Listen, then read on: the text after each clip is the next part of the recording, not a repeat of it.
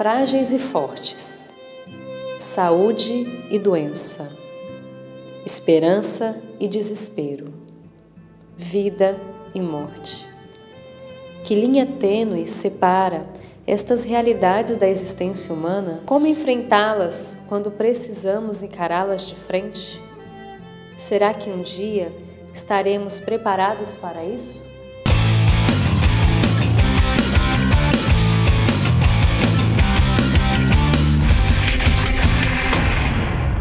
Revolução Jesus, eu nasci de novo. Você já tocou concretamente na sua fragilidade humana? Através de situações, através de momentos, ou quem sabe já encarou ou viu a morte bem de perto? Pois é, muitos jovens já fizeram essas experiências e atestam que depois delas deram um novo sentido na sua vida e tiveram uma nova maneira de contemplar e de ver o mundo. Por isso, nós queremos refletir sobre isso no Revolução Jesus de hoje e começamos acolhendo o testemunho de uma médica, intensivista há mais de 30 anos, que conta a sua experiência, encarando diariamente a fragilidade humana. Doutora Elaine, conta pra gente, Revolução Jesus só está começando, não sai daí.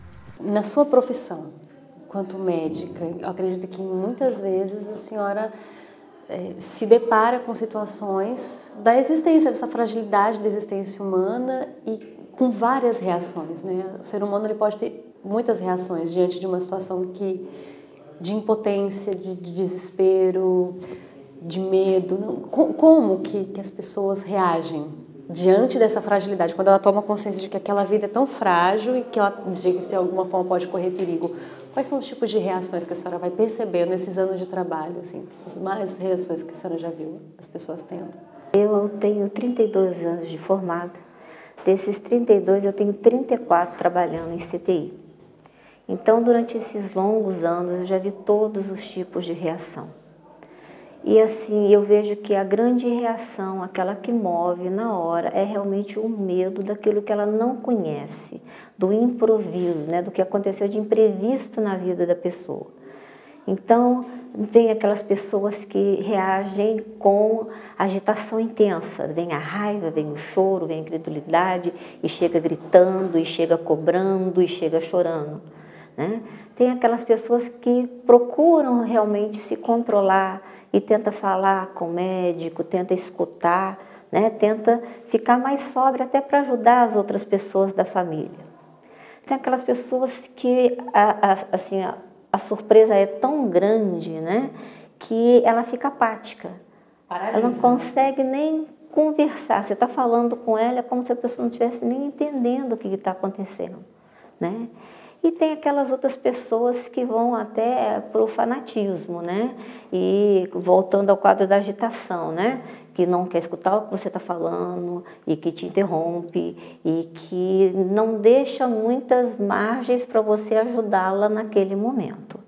Então, são várias as reações, tudo isso está ligado realmente à fragilidade humana, a gente tem que entender, cada um tem o seu limiar para responder às ocasiões de crise, né, de incerteza, volto a dizer, principalmente de medo, né? E o médico tem que estar preparado para tudo isso. É como se esse medo fosse gerar as várias reações, né? Sim. Porque no fundo é medo, a pessoa está com medo. Exatamente, está com medo porque a finitude da vida, ela assusta todo mundo, né? E você não sabe o que vai acontecer, né? Para o médico, às vezes, ele até já sabe. Bom, chegou um paciente infartado, eu tenho que saber qual é a gravidade, o que eu vou fazer, se for infarto leve, se for um choque cardiogênico, se o paciente já chegou morto. Então, eu tenho que estar dentro de mim, centrado, para saber o que fazer.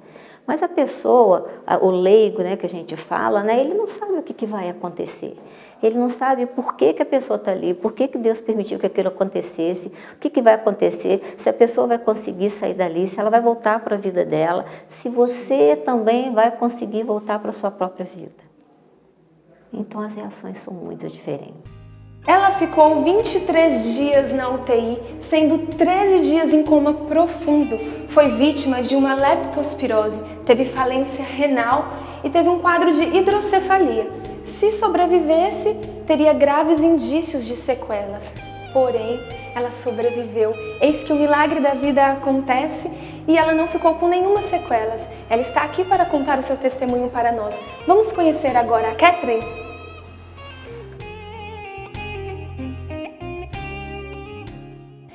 Catherine, o que mais marcou para você nesta fase e quais são as suas lembranças deste período que você ficou doente? Desde que eu saí do coma, depois de 13 dias em coma, a minha memória estava preservada. Assim, eu acordei de um sonho e eu vi que eu estava num hospital. Então, assim, eu tinha completamente a noção da gravidade de tudo, enfim, assim, tinha noção e não tinha, né? Porque, na verdade, meus pais me explicaram que eu estava no hospital e a mamãe pediu que eu não deixasse ela. Então, que eu lutasse. E ali começou a minha luta, porque os médicos eles estavam dando o melhor deles e ali começou a minha batalha, a Catherine. A Catherine de se ver na cama, a Catherine que sempre foi ativa, de repente num estado vegetativo, que era o estado que eu estava. Mas eu sempre digo assim que eu estava com o Espírito Santo, eu estava iluminada, porque ali eu descobri o valor da minha vida. Na minha inutilidade ali, eu descobri o quanto eu era amada, o quanto a minha vida tinha valor, mesmo eu não fazendo nada. Então eu quis muito estar viva, eu quis muito continuar aqui. Eu não queria jamais deixar meus pais. E eu sabia, eu tinha plena consciência de que o estado se agravou porque eu não cuidei da minha saúde como eu devia. Então eu aceitei o meu estado, eu virei para Deus e falei, Senhor, me deixe viva. Não tem problema se eu não andar, se eu não falar, se eu não voltar a trabalhar, não tem problema. Mas só de eu respirar meu pai e minha mãe estão felizes, eu aceito o meu estado. Parece que a partir do momento que eu aceitei, eu vi cada aparelho sair de mim. Eu comemorei cada conquista, por mais demorada que ela fosse, por mais complicada que as coisas estavam sendo, eu comemorava. Eu estava realmente em estado de graça. Certo, porque o seu coma, ele não foi um coma induzido, né? Ele foi por 3 dias. Depois que tiraram a medicação, eles induziram o coma para poder fazer todos os exames. Porque eu convulsionava muito, então eles queriam ver o que estava acontecendo. Só que depois desses 3 dias, meu organismo entrou em coma. E aí eu entrei em coma profundo e eu não respondia mais a nada. Então, foram, assim, dias muito difíceis para a família, porque os prognósticos médicos eram, enfim, né? Não tinha muito o que fazer. Tudo dava muito errado. Foi quando os meus pais são pessoas extremamente esclarecidas, mas neste momento eles deixaram a ciência de lado. Nesse momento eu me emociono de falar isso, mas nesse momento eles viveram da fé, eles se alimentaram da fé. Eles acreditaram no Deus que eles servem, no Deus que faz nova todas as coisas, no Deus que é Deus, no Deus que devolve a vida. Eles não acreditaram em nenhum prognóstico médico, por mais difícil que fosse, porque ali nada dava certo. Nada dava certo, embora eu estivesse sendo muito bem cuidada, muito bem amparada, com uma equipe tudo do melhor, só que meu organismo não respondia mais a nada. Então, era só um milagre, era só misericórdia divina. Essa é a grande sacada da vida, é a gente aceitar o estado que a gente está, como a gente está, porque a partir do momento que eu aceitei, parece que as coisas foram desenrolando e as coisas começaram a dar certo, sabe? Mas eu falei para meu pai e para minha mãe que eu não ia morrer, eu falei. E mesmo com todos os exames dando errado, eu sabia que eu não ia morrer. Doutora, dentro desses 34 anos em CTI, é possível a gente dizer que, de certa forma, a senhora encarou a morte muito de perto. Não porque a senhora correu risco de vida, mas porque a senhora foi percebendo essa finitude chegando para muitas pessoas. Então, como é que né, trabalhar como médica, ter todos esses esforços e ver a morte acontecer? Como é que a senhora lida também com essa finitude da vida? Então, como cristã, né, eu sei que isso aqui é uma passagem. Eu sei que cada um vai ter a sua hora, tá? E que nós estamos a caminho de uma pátria celeste e eterna. Então, eu sei que vai chegar a hora de todo mundo. Mas como médica, eu fui preparada para lutar contra a morte, né? Então, muitas vezes ela traz para a gente um sentimento até de fracasso mesmo. Por isso, você tem que estar muito focada no que você faz, você tem que saber que você está usando todos os recursos que Deus te deu para poder cuidar daquela pessoa. Mas é um sentimento realmente muito ruim para o médico, né? A hora da morte, digamos assim, né? Alguns anos atrás, né, eu passei por um momento em que eu questionava mesmo se valia a pena, né, você se investir tanto num paciente já sabendo que ele iria morrer, né? Ou pelo menos que a grande maioria deles, né? Em algum momento na sua formação acadêmica, ou sei lá, na sua experiência de vida antes de começar ali no CTI, a senhora foi preparada para lidar com essa morte, para dar uma notícia de morte, para encarar a morte? Como que foi isso no início? A faculdade de medicina prepara a gente para todos os momentos, menos para esse. Não tem como uma faculdade te preparar para você chegar ali e falar com uma pessoa que o marido dela morreu, que o filho dela morreu, que o irmão dela morreu. Então isso não existe um momento fácil de dar essa notícia. E aí, talvez até por inexperiência ou até por inabilidade, o médico muitas vezes é visto como uma pessoa fria. E não é, ele tem que se controlar, não é? Porque ele sabe que ele fez o melhor que podia por aquela pessoa. Mas a gente vai até uma certa parte. Dali para cima é Deus que fala. É Deus que está no comando de tudo. É Deus que sabe a hora de cada um. Agora eu quero fazer uma outra pergunta pessoal. Posso? Agora, como gente, não só a doutora Elaine, né? A Elaine pessoa, provavelmente já perdeu alguém que ama. Em algum momento, nesse movimento de perder alguém, não sei se a senhora já deve ter passado, né, pela experiência de perder alguém que é próximo, que aquilo doeu. Em algum momento, como foi para a senhora reagir diante dessa finitude, sabendo que, poxa, como médica, será que eu podia ter feito? Ou não cabia a mim, cabia a outra pessoa? Não sei, como que foi isso? Todos nós já passamos por momentos de dor, né, de dificuldade. Nesse último mês, eu perdi 2 primos. Tá? Um com câncer e o outro que entrou com uma cólica renal e uma semana depois estava morto. Então, isso é difícil. Para mim, então, como intensivista, que estou em outra cidade, que estou longe, não tem como você não pensar se eu estivesse lá, mas, né, você vê que não depende da gente. Eu tenho meus pais vivos ainda, graças a Deus, e com muita idade. Meu pai tem 90 anos, minha mãe 86, né? E assim, eu procuro sempre tratar as outras pessoas como eu gostaria que eles fossem tratados nesse momento. Porque vai chegar a hora deles, vai chegar a minha hora, né? Vai chegar a hora dos meus irmãos, né? E assim, é isso que realmente eu gostaria muito de ser tratada do jeito que eu procuro tratar, com humanidade, com carinho, com competência, né? E com misericórdia. Catherine, você não teve nenhuma sequelas. E o que mudou na sua vida depois desse período? Qual o sentido que hoje você dá na sua vida? Eu acho que falar da Catherine hoje, assim, é dizer de uma Catherine totalmente diferente do que ela é. Eu acho que eu sempre fui muito ansiosa, muito, enfim, insegura.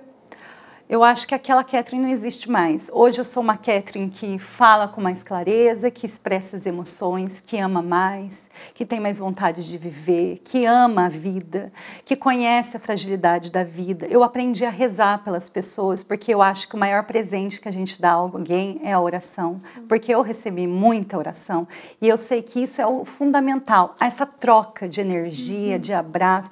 Eu acho que assim, eu não tive mais a necessidade de levar as coisas minhas do passado. Eu quis fazer tudo de novo.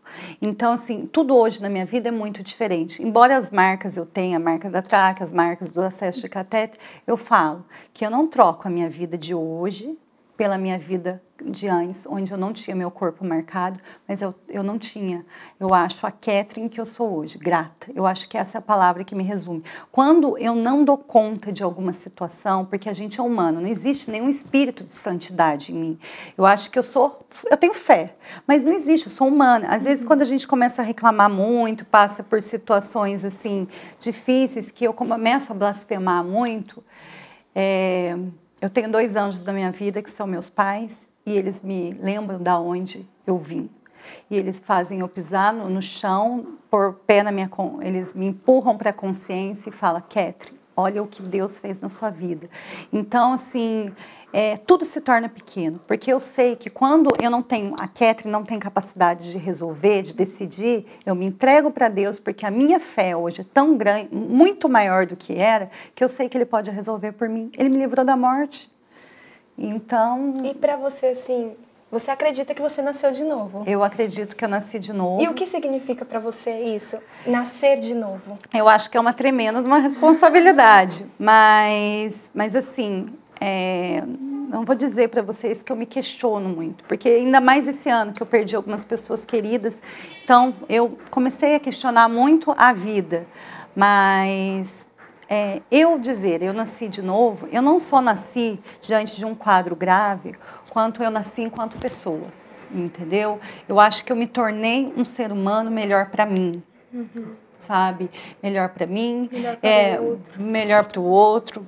E assim, se eu tivesse que resumir toda essa situação, para muitos é uma fatalidade, é algo assim... Um momento trágico. Trágico. Para mim, não. Para mim é gratidão. Eu agradeço a Deus por Ele ter me permitido viver tudo isso, para eu evoluir enquanto mulher, enquanto filha, enquanto amiga, enquanto cristã, para que eu pudesse ficar aqui com mais qualidade de vida. Hoje nós temos muitos jovens que não encontram sentido na sua vida, né? Muitos jovens que não encontram sentido na sua vida. Se você pudesse, agora é o momento, Catherine, de você dar a sua mensagem para esses jovens que hoje não encontram um sentido, não sabem dar valor para a vida. Né? O que você diria para eles? Eu diria uma frase assim, que eu aprendi com um padre que me orienta e que assim, toca muito meu coração. Deus é Deus, mas Ele respeita a gente. Ele não entra em porta trancada. Ele quer que a gente abra a nossa porta do nosso coração para Ele entrar. Eu não sou mais merecedora dessa graça que qualquer outro jovem que hoje vive uma luta visível ou uma luta invisível? Porque quantas lutas nós temos que são as visíveis e as invisíveis? Eu não me acho mais merecedora disso. Eu acho que a graça de Deus é para todos nós. É o nosso caminho de entrega diária, porque eu vivi isso com 29 anos. Mas nos meus 29 anos, eu busquei por Deus. Eu nunca precisei de grandes comprovações para sentir Deus. Ele vivia em mim. E quando eu precisei dele, ele me devolveu tudo. Então, eu acho que a mensagem que eu queria dizer para esses jovens, abram a porta do coração para Deus entrar.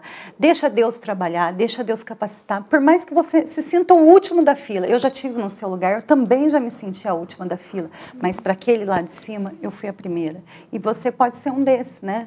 Eu acho que Deus não faria só isso para mim, eu acho que imagina, Deus é o dono da graça, Ele distribui a graça para quem Ele quer dar a graça, né?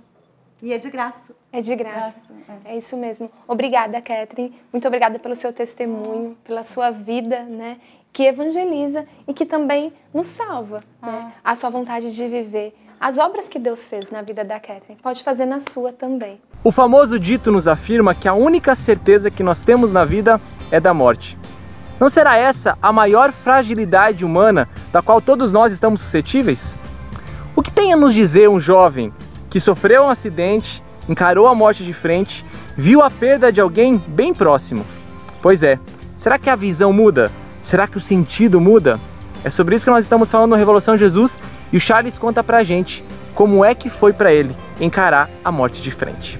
Confere aí. A realidade justamente que vivi, né, nessa experiência foi um retiro que eu fui no estado de Tocantins, em Palmas, um retiro para seminaristas, no qual eu também sou seminarista. E nós estávamos participando do encontro, né? Durante esse encontro, dentro da programação, nós teríamos uma celebração da Santa Missa para participar, fechando justamente o nosso encontro, né? Já por volta de umas 9h30 da noite, naquele dia. Estávamos retornando para o seminário, né? Para voltarmos daquele lugar onde a gente foi, daquela paróquia. E a região justamente dessa paróquia era uma região de serra. O nosso micro-ônibus estava garoando muito nesse dia, uma garoa. A estrada não era muito boa também, escura. A iluminação também da estrada não era muito boa. A gente estava um pouco já cansado o dia todo. Muitos estavam cochilando, né, no micro-ônibus. Eu também, nessa hora, só acordei com um grito dele dizendo que nós iríamos cair, né? E quando ele falou isso, né, a gente só viu o micro-ônibus saindo da pista e indo em direção para a ribanceira. Nesse capotamento do ônibus, ele jogou alguns de nós para fora do ônibus, né? Então, teve um que foi lançado e para cima, né? E teve outros que foram lançados para baixo. Quando a gente foi observar, o que tinha parado foi uma árvore que estava no meio da ribanceira, né? Fez com que o micro-ônibus parasse, né? E não continuasse o capotamento, porque ainda teria 70 metros de profundidade para a gente descer ribanceira abaixo. Depois nós começamos a receber as notícias em relação, já no hospital, das situações que estavam acontecendo no local do acidente. Infelizmente, justamente, a gente teve um dos nossos irmãos seminaristas lá, o Luiz Gustavo, né, que era seminarista do estado do Santa Catarina, Florianópolis, né, que tinha vivido todo o retiro conosco, né. Chegou a notícia para nós que ele justamente não tinha resistido ao ferimento. Ele foi um daqueles que foi arremessado para baixo. Interessante que o Luiz Gustavo estava na minha frente, do banco da frente, né. Ele veio todo o tempo ele veio comigo na minha frente, no banco da frente do ônibus, do micro-ônibus, e eu atrás dele, né. Percebi justamente que foi ele, aquele justamente que faleceu, né. E eu pude ver justamente a morte justamente bem próxima a mim, justamente um dos fatores foi esse também. E ao voltar para a gente recolher as coisas dele, né, o material que ele estava lá no seminário de Palmas, no retiro, e o bloco de anotação dele, né, e a última frase que ele colocou no bloco, né, de anotação dele, a gente olhou, foi uma frase que chamou muita atenção da gente, né. Ele disse assim: me sacrifico por causa dos outros, por um bem maior. Então a gente pôde perceber que Deus tinha escolhido ele naquele momento para que a gente tivesse vida, né? Porque, como o rapaz do SAMU falou mesmo, que ele, quando recebeu a notícia do resgate, ele falou assim: olha, se eu não acreditasse em Deus, a partir do acidente de vocês, eu começaria a acreditar. Porque quando deram a notícia para mim do acidente e do local onde era, porque é um local que já era já visto já como um local perigoso, e quando acontecia acidente lá, o povo já sabia já que era morte, já teriam quase sempre pessoas mortas devido ao local onde aconteciam os acidentes. Era um local já conhecido já, né? Tanto que a curva que dizia lá era a curva da morte, né? Porque pelo ocorrido, eu não acreditei que eu estava vivo, né? Até pela situação, como eu contei, né? A sensação de, nossa, eu estou vivo, mas como? Será que eu estou vivo? Porque eu vivi uma experiência tão grande de situação que eu ainda não acreditava que eu estava vivo. Mas depois foi passando os dias e disse, não, estou vivo, graças a Deus. Né? A experiência de um novo sentido para a minha vida. Que a vida é muito breve, né? Que a gente precisa aproveitar cada minuto, cada segundo, porque a gente não sabe, né? Quando a gente vai ser chamado por Deus. Então, um novo sentido de viver justamente a cada dia como não houvesse amanhã, mas que houvesse hoje. Revolução Jesus, onde estamos falando neste programa sobre o nascer de novo, abordando a realidade de pessoas, de jovens que encararam a morte de frente ou que por hora enfrentaram alguma situação de fragilidade, superaram e agora tem um novo sentido na vida e veem o mundo de maneira diferente, né, Patrícia? Exatamente. Nasci de novo, esse é o tema do Revolução Jesus de hoje.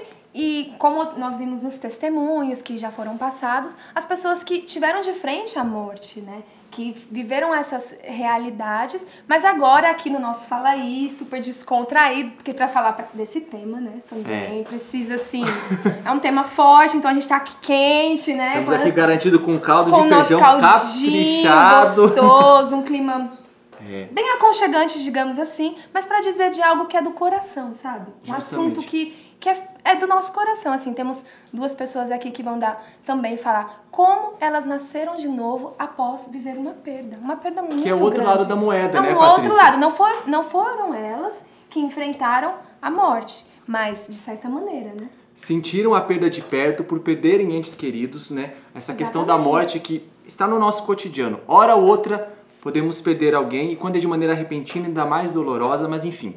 Vamos conhecer um pouquinho da história dessas duas jovens, por isso, bem-vindas. Bem-vindas, meninas. Joyce e... Milena. queria ver se você sabia o nome, porque eu não esqueci. acho que- Tinha esquecido, sim, eu sou bom.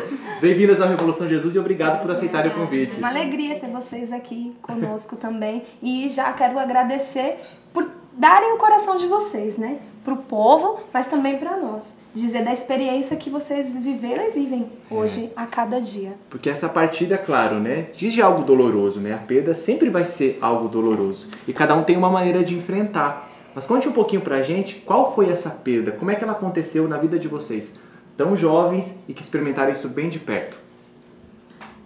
Na minha vida foi há pouco tempo, fazem 4 anos e uns 8, 9 meses mais ou menos, um pouco mais, que eu perdi a minha mãe. Ela estava grávida do 5º filho, que nós somos uma família bem grande, e ela, lá pelo 2º mês de gestação mais ou menos, ela descobriu que o neném estava muito fraco, que talvez não fosse aguentar no útero e tudo mais, começou a tomar remédio, teve sangramento, aí teve que ficar de cama muito tempo, ela ficou a gestação inteirinha de cama.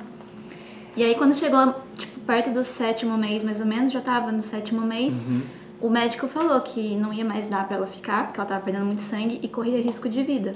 E que teria que tirar o neném antes do tempo, né? Com o risco dele também não sobreviver. E ela foi para ter o parto, tudo. O neném nasceu, ele ficou assim, mais ou menos 1 hora vivo. Eles tentaram de tudo, levaram ele para UTI neonatal e tudo mais, mas ele não sobreviveu. E nisso, enquanto eles ainda estavam cuidando da criança, minha mãe teve complicações antes de fechar a cesariana. E aí ela não resistiu e veio a falecer. E foi muito difícil. Então foram 2 perdas, né? Foram. O irmão Era menino. Menino, um irmão e a mãe. E minha mãe. Você é a irmã mais velha? Ou Eu sou mais velha. Sou mais velha. Depois de mim tem mais 2 meninas e um menino. E aí ia ter o 5º filho, que seria mais um menininho. E meus irmãos na época eram bem pequenininhos. O Bento, que é o mais novo, ele tinha 3 anos, se não me engano. Então foi bem difícil. Imagino. E você, Joyce, como é que foi a sua experiência de perda? Nossa, ela falando por coincidência ou não, quando eu perdi o meu pai, eu tinha 10 anos, hoje eu tenho 21, e a minha mãe também achava que estava, só que minha mãe só achava que estava grávida. O meu pai, ele tinha problema com bebida, ele, não sei, mas eu acho que ele não chegou a ser alcoólatra, mas ele bebia muito. E a minha mãe, eu me lembro que ela estava passando mal, e daí ela me pediu para chamar ele onde ele estava, no bar, que era perto da minha casa. Eu tinha 10 anos, peguei minha bicicleta e fui atrás. Aí eu lembro que eu fui 3 vezes atrás dele. Na 3ª vez ele colocou o pé dentro do carro, eu falei que minha mãe estava passando mal, que era para levar ela para o hospital. Aí ele colocou o pé dentro do carro e uma pessoa dentro do bar chamou ele de volta. Aí ele pegou e voltou pro bar. E me lembro que isso era num sábado. E aí 11 horas da noite, 2 amigas da minha mãe bateram em casa falando para ela que a minha avó estava passando mal. E nisso a minha mãe, brava, né, com a situação do meu pai não ter voltado para casa cedo, aí ela falou, o nome do meu pai era Adair, chama o Adair, fala para ele ir cuidar da mãe dele, brava, né? Aí nisso elas falaram, não, vai lá ver o que está acontecendo. E nisso nós fomos. Chegamos perto da casa da minha avó, a rua tava todo mundo na rua, a rua da casa dela inteira. Então a gente chegou assim, nossa, então a minha avó tá realmente muito mal. Aí chegamos lá e a minha avó tava sentada numa cadeira e ela é muito branquinha, então aqui nela já tava vermelhinho. E ela assim, meu filho, só falando isso. Aí a minha mãe já ficou em choque, já percebeu, né, que não era pela minha avó, mas sim pelo meu pai. Mas eu tinha só 10 anos, então pra mim, eu não entendi o que estava acontecendo. Tudo aquilo, né? Uma adolescente. Cheio de gente lá, eu peguei, fiquei assustada, e lá era uma casa, era um terreno com várias casas. Eu entrei na casa da minha tia que não tinha ninguém e fiquei sentada. Aí a minha tia me chamou e colocou no colo e contou que meu pai tinha falecido. E realmente, quando a gente não espera, parece que o mundo acaba ali, sabe? Mesmo sendo criança, você lidar com uma situação tão difícil assim, é uma coisa que ninguém espera, a gente nunca acha que vai acontecer com a gente. E eu não esperava que a morte fosse como é. Eu não sabia o que era a morte. Para mim, as pessoas falavam que foi embora, mas para mim sempre voltava. Ninguém gostaria de perder, se fosse uma escolha. Uhum.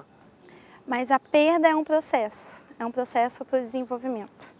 Então, à medida que estamos perdendo o tempo todo,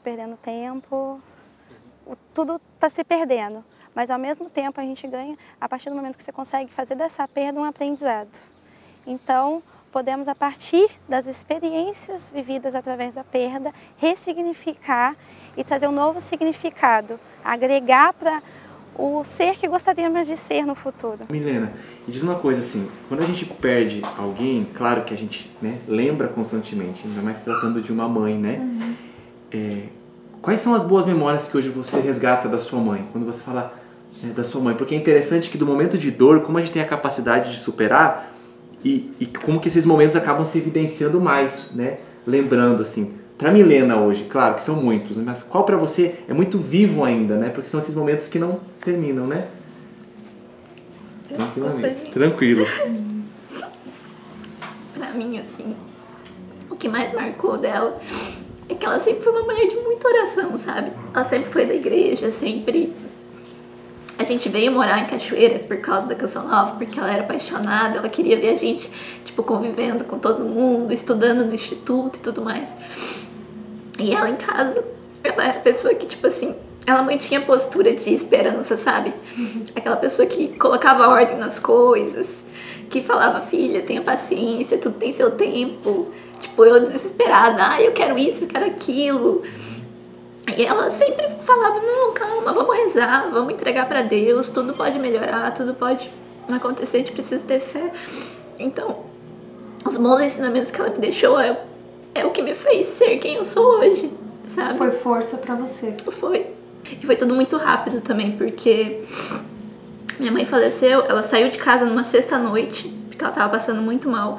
E ela foi pro hospital e meu pai me ligou de madrugada, falou que o neném ia nascer sábado de manhã, por volta das 7 da manhã. Ele falou, filha, acorda nesse horário e vai rezar. A gente começou a rezar e ficamos lá rezando e tal. Aí deu umas 9 horas, nada também, dali um pouquinho meu pai ligou. Aí meu pai ligou e falou assim, filha, o Francisco não resistiu. Aí eu já comecei a chorar. Aí ele falou assim, olha, reza porque não tá nada bem. Não tem nada bem aqui, reza. E ele chorava no telefone, chorava em prantos, assim. Então na minha cabeça já tinha alguma coisa errada. Eu falei, não tá certo, tem alguma coisa errada. E fomos rezando. Dali um pouquinho, meu pai, eu ligava pra ele e ele tava chorando desesperado. E ele reza, só reza. Toda vez que eu ligava pra ele, ele me atendia e falava, só reza. E aí teve uma hora que eu liguei e quem atendeu foi uma outra pessoa que tava com meu pai, uma amiga deles, da família. E ela falou assim, olha, Mi, seu pai não tá podendo falar, só reza. Aí eu falei, tá bom. E fiquei lá rezando. Só que nesse meio tempo eu já comecei a culpar Deus, já comecei a... Sabe, eu saía gritando dentro de casa, porque eu tava desesperada. Eu precisava de uma notícia e eu não tava tendo. Então, eu fui gritando e eu falava, Deus, se o Senhor salvar minha mãe, eu vou fazer isso, eu vou fazer aquilo, eu vou ser assim, eu vou ser assada, eu paro de fazer isso, sabe? Eu prometia tudo e eu ficava falando isso direto. As pessoas tentavam me acalmar em casa e eu não conseguia, e eu gritava. E depois, quando foi perto da hora do almoço, assim, eu vi, tipo, minha casa ela ficava no alto e tinha vista da rua que subia pra ela. Então eu saí na varanda de casa e eu vi o carro do meu pai virando na esquina lá embaixo, subindo. E ele sozinho dentro do carro. Sozinho não, tava ele e o Padre Ivan, da Canção Nova. E ele com o Padre Ivan. E aí eu olhei e já falei, pronto. Não, sabe? Eu desci e o Padre Ivan só me abraçou. E naquele abraço do Padre Ivan eu já entendi tudo. E aí meu pai subiu, falou pra mim, a gente chorou bastante e tal. Aí o padre foi lá, chamou meus irmãos e o padre mesmo que explicou pra eles o que tinha acontecido e tudo, de uma forma bem delicada, né? mas o padre ajudou, conduziu a gente. E foi muito complicado. Falar sobre a morte é importantíssimo, principalmente no âmbito familiar, porque muitas vezes as pessoas têm receio de falar como se a morte fosse um tabu, uma questão que não pudesse ser colocada, mas eu acho que a morte tem que ser dita nas reuniões de família, com os amigos, aonde você estiver, porque ela está presente, não tem como fugir.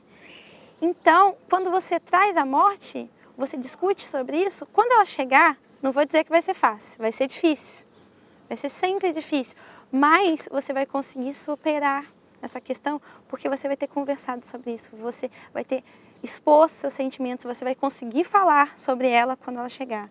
E falar sobre a morte, ela traz um maior entendimento, porque te aproxima da vida. Faz você refletir sobre a sua existência, sobre as suas fragilidades e muitas vezes te faz querer viver mais, justamente. Faz você querer ter uma vida com uma intensidade, poder apreciar das relações, dos momentos, estar realmente presente, porque você sabe que tudo isso é passageiro. Elas já partilharam, já falaram das dores, né, de tudo que elas viveram. Mas agora eu quero trazer a outra face, né, o outro lado. Não sei se vocês já viveram a superação, se vocês já superaram ou se ainda estão no processo, né? Eu acredito que sempre é um processo dentro de nós, a morte. Mas como hoje vocês vivem essa questão de superar mesmo a perda, de viver sem, né? A Joyce viveu sem o pai, né? A adolescência dela toda. Agora a Milena também, que tem os irmãos. Tudo isso, cada um na sua particularidade. Mas queria que vocês partilhassem conosco, assim, como é dentro de vocês. Pra mim foi superação. Eu posso dizer que sim, superei. Mas a dor, ela existe ainda e vai existir sempre. É uma coisa que ninguém vai preencher esse vazio.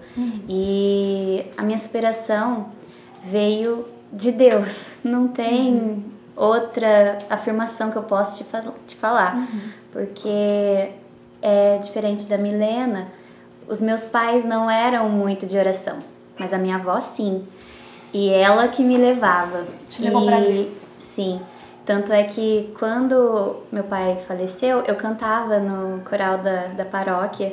E na missa de 7º dia dele eu cantei em homenagem a ele. Mas a superação veio natural. Fundo, a gente culpa Deus, mas a gente sabe que Ele tá ali. É difícil a gente ver, mas é no cotidiano que a gente vê a nossa superação. De hoje eu ser uma pessoa melhor. De repente, se isso não tivesse acontecido, eu não fosse quem eu sou hoje. Há males que vêm para o bem. Eu digo isso porque, como eu disse, se ele tivesse voltado para casa e levado a minha mãe ao hospital, podia ter sido nós duas também. Exatamente. Mas não, a gente está aqui hoje. A minha mãe também é um exemplo de superação para mim, que ela já sofreu muito na vida e fez de tudo para me criar da melhor forma possível. E a superação, ela vem a cada dia, porque não é todo dia que a gente tá bem. E às vezes a gente cai, mas a gente tem que saber levantar. E eu levo isso comigo sempre, porque eu sei que onde ele tá hoje, ele se orgulha assim de mim, da pessoa que eu me tornei, que a cada dia eu tento ser melhor por ele, porque é difícil você saber que em cada conquista da sua vida, a pessoa que você mais amava não vai estar com você. Mas eu sei que ele tá comigo, eu sei que ele tá perto de mim. E eu procuro sempre dar o melhor de mim pela pessoa maravilhosa que ele era, que ele tinha os problemas dele, como todo mundo tem. Mas ele era uma pessoa alegre, uma pessoa pra cima. Ele viveu pouco, ele morreu com 28 anos. Mas ele era uma pessoa que viveu intensamente a vida que ele tinha. E eu quero ser essa pessoa, eu quero viver intensamente, eu quero dar o melhor de mim para as pessoas como ele fazia. Ele ajudava muitas pessoas e eu quero ser assim também. E talvez se ele não tivesse partido, eu não tivesse a consciência que eu tenho hoje, a percepção de vida que eu tenho hoje. Então eu agradeço a Deus por me perdoar e por me dar a oportunidade hoje de conquistar coisas através dessa minha perda. Porque todos os dias quando eu acordo, não tem como não lembrar. Porque no meu aniversário de 15 anos, ele não estava comigo. quando eu me formei na escola, ele não estava comigo. Eu termino a faculdade esse ano, ele também não vai estar comigo. Se um dia eu me casar, se Deus quiser, eu vou me casar, ele também não vai estar comigo. Em todas as conquistas, mas eu vou fazer o melhor de mim para ser o orgulho para ele, sabe? Então eu superei, mas ainda dói. Saudade fica, né? A saudade não passa. E o amor também, ele sempre fica, né? No coração, nunca vai embora. E você, Milena? Eu acho que eu ainda tô vendo essa parte de superação. Eu acho que pra mim ainda é bem difícil, ainda é muito recente, né? Vai fazer 5 anos ainda. Mas a gente tá bem melhor, graças a Deus. Assim, eu vejo por mim, pelos meus irmãos também, eu acho que eu posso falar por eles. Eles até que souberam lidar melhor com a situação, sabe? Meu irmãozinho, às vezes, hoje ele tá com 7 anos. Às vezes ele pega uma foto, alguma coisa, ele lembra, só que ele fica assim olhando, ele fala, é a mamãe e tal. Mas eu acho que ele tem uma lembrança muito vaga, porque ele tinha só 3 aninhos. Mas não é mais aquele negócio assim de você ficar julgando Deus, ficar se julgando, falando, nossa, eu podia ter feito isso, eu podia ter feito aquilo, e não sei o quê, porque eu me culpei muito depois disso. Porque minha mãe ficou muito tempo de cama e todo esse tempo que ela tava de cama, eu fiquei pensando, nossa, se eu tivesse feito aquilo que ela pediu, se eu tivesse tido mais tempo com ela, se quando ela me chamava pra deitar com ela na cama eu tivesse ido deitar e não tivesse ido fazer as minhas coisas, aquilo que eu queria. Então a gente fica se culpando às vezes por isso, mas eu acho que agora eu já tô no momento de querer, sabe, levantar a cabeça, assim. E o fato dela ter me ensinado a ter fé, a ter esperança, a rezar, me ajudou muito, porque eu acho que é o que me deixa de pé ainda, é o que me faz, tipo, querer acreditar que as coisas vão melhorar, que mesmo com todas as dificuldades que minha família enfrenta, a gente tem um Deus que é muito maior do que tudo isso. E eu ainda tô meio no caminho, no processo. Porque a gente precisa respeitar, justamente. E assim, eu acho que é tão importante a gente viver o luto mesmo, né? A gente não pode, não, já superei, claro, a Joyce é uma história, a Milena é outra, mais recente também. Mas assim, a gente precisa viver o luto, né? Porque muitas pessoas, às vezes, acaba que, não, eu preciso recomeçar, claro. A gente não pode ficar ali, morrer junto com a pessoa, né? Vai ali no caixão. Respeitar cada pessoa tem um processo. E o tempo de cada um, né? Mas cada pessoa tem um tempo. É preciso viver o luto, Thiago. Muito bem vivido. Exatamente. No seu tempo. Interessante, você pode estar se perguntando, o tema do programa é Eu Nasci de Novo. Mas aí vocês estão falando de morte. Mas aí que está, olha que belo perceber no testemunho tanto da Joyce quanto da Milena. Hora ou outra, as duas afirmam que o que deixou elas em pé, o que ajudou nessa superação diretamente foi a fé que elas receberam como herança, foi o encontro que tiveram com Deus. E aí entra o sentido cristão para nós, cristãos, que acreditamos de que aqui não é o fim. E quando nós dizemos que aqui não é o fim, isso não quer dizer que há ausência de dor quando nós perdemos alguém. Pelo contrário, nós somos seres humanos, nós sentimos, porém dentro de nós há uma esperança naquilo que virá. Por isso que para o cristão, a morte, ela se torna uma passagem e não o fim. Porque existe uma vida eterna. Mas isso não faz com que nós sejamos homens e mulheres de ferro, onde nós não sentimos nada, onde nós não vivemos como outras pessoas de maneira comum, que sofrem também a perda. Vivemos a humanidade, porém, o fundo de esperança. E é tão bonito ver quando vocês falam, porque vocês trazem tanto a humanidade, daquilo que sentiu, daquilo que viveu, mas de pano de fundo, a fé, ela vai se salientando e vai mostrando, ela me ajuda a ficar de pé e também brota uma esperança. E vocês começaram a tirar lições disso. Que belo, né? Começar a tirar lição. E eu quero justamente tocar aí, né? Pra gente findar esse nosso bate-papo. Eu nasci de novo. Para aqueles que vivenciaram a experiência da morte de frente, superaram, né? Não passaram por ela, tem um novo sentido na vida. Como vocês hoje veem a vida? Que frutos de vida, olha que contraditório parece ser, vocês escolhem da morte desses entes queridos. Como pode dizer que elas nasceram de novo diante dessa situação? A partir de uma experiência dolorosa dessa de perda, o que nasceu em vocês? Eu vou recomeçar, eu vou, renascer, recomeçar a minha vida. Comigo, assim, o que eu vejo muito é dar valor para as pessoas. Porque eu tinha 17 anos quando minha mãe faleceu, então eu tava naquela idade de querer sair com as amigas, de querer mexer na internet, de ficar vendo filme, de ficar no celular. Minha mãe falava, vai lavar a louça. Depois eu lavo. Aquele negócio. Os amigos são os mais importantes. Daqui a pouco eu faço. E minha mãe sempre foi muito firme com a gente. Ela, você vai lavar sim, vamos lá que eu vou junto. E ela tava sempre junto. Então, só que eu não dava valor para essas coisas. E agora, depois que eu perdi ela, eu comecei a ver que a gente tem que dar valor para as pequenas coisas. É um pequeno momento, aqui no momento que você tá ali com a pessoa conversando, quando você ajuda ela numa atividade na casa, quando você faz favor para ela sem ela ter pedido, você leva um copo d'água para ela. É pouca coisa, mas que, tipo assim, quando você perde faz muita falta. Aí você fica lembrando, nossa, eu podia ter feito isso, podia ter feito aquilo. Então eu aprendi realmente a dar valor para as pessoas. E eu amadureci muito depois disso. Porque com 17 anos eu, às vezes, até brincava de boneca, dependendo da situação. Então, depois dessa perda dela, eu comecei a pensar de uma forma diferente, a ver as coisas de uma forma diferente, a ver como que é cuidar de uma casa, cuidar de irmãos, ter que ajudar meu pai também nas coisas. Desde fazer tarefa de casa com as crianças até cuidar das finanças da casa. Então eu amadureci bastante nesse aspecto e eu acho que isso me ajudou muito a ser quem eu sou hoje e a tentar ser melhor para os meus irmãos, para o meu pai, para as pessoas que estão ao meu redor, para o meu namorado, para os meus amigos. Então eu acho que a maior lição que eu tive disso é dar valor para as pequenas coisas, pequenos momentos, para a gente não se arrepender depois, porque é muito difícil você querer alguma coisa e não ter como voltar naquilo, sabe? Pra você, Joyce? Pra mim, eu acrescento, além do que ela já falou, que com certeza dá valor às pessoas, que a gente valorize o nosso tempo aqui. A gente não sabe o dia de amanhã, se a gente vai estar aqui amanhã.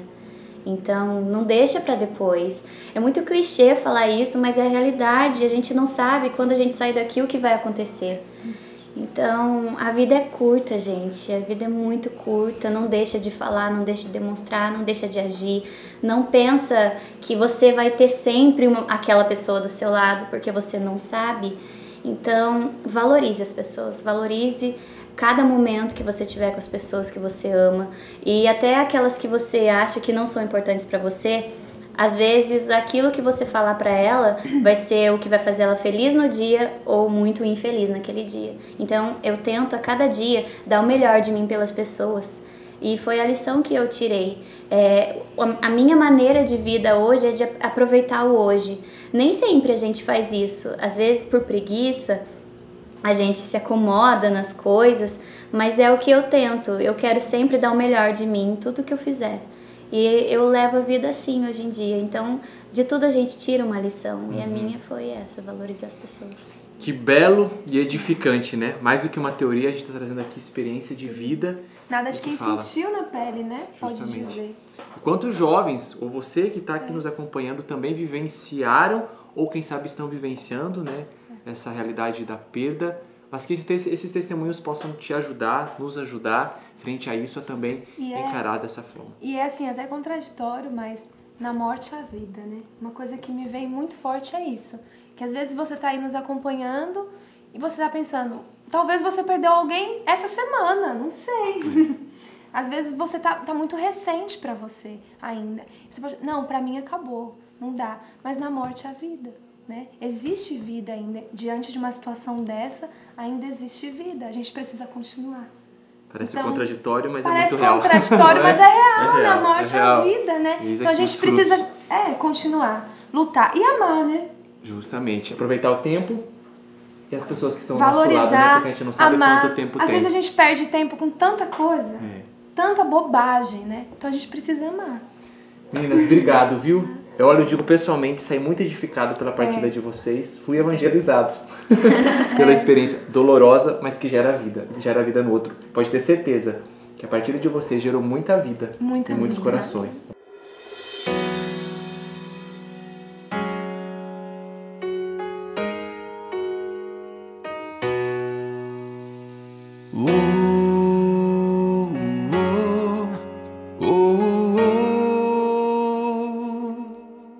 Tantos momentos, tantas histórias. Você foi um anjo que passou tão rápido aqui, mas que marcou com teu sorriso e a sua presença. Só ficam as lembranças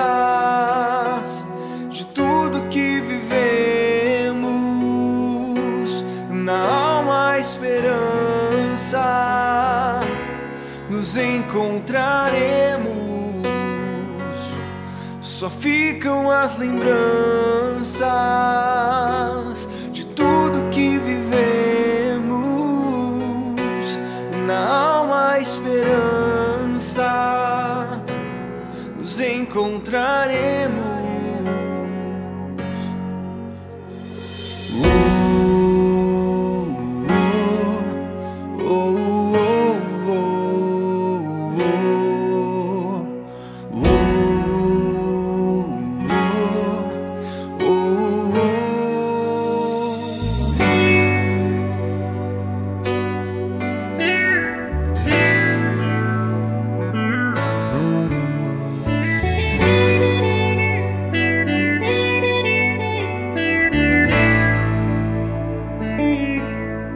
Tantos momentos, tantas histórias. Você foi um anjo que passou tão rápido aqui, mas que marcou com teu sorriso e a sua presença. Só ficam as lembranças de tudo que vivemos. Na alma a esperança, nos encontraremos. Só ficam as lembranças de tudo que vivemos. Na alma a esperança, nos encontraremos. Na eternidade, na glória do Senhor. A saudade bate a porta do coração e as lágrimas vêm. Como suportar a dor e prosseguir quando se perde alguém? Só Deus pra nos sustentar, só Deus pra nos compreender, só Deus pra nos confortar, só Deus para nos manter. A saudade bate a porta do coração e as lágrimas vêm. Como suportar a dor e prosseguir quando se perde alguém? Só Deus pra nos sustentar, só Deus pra nos compreender, só Deus pra nos confortar, só Deus para nos manter.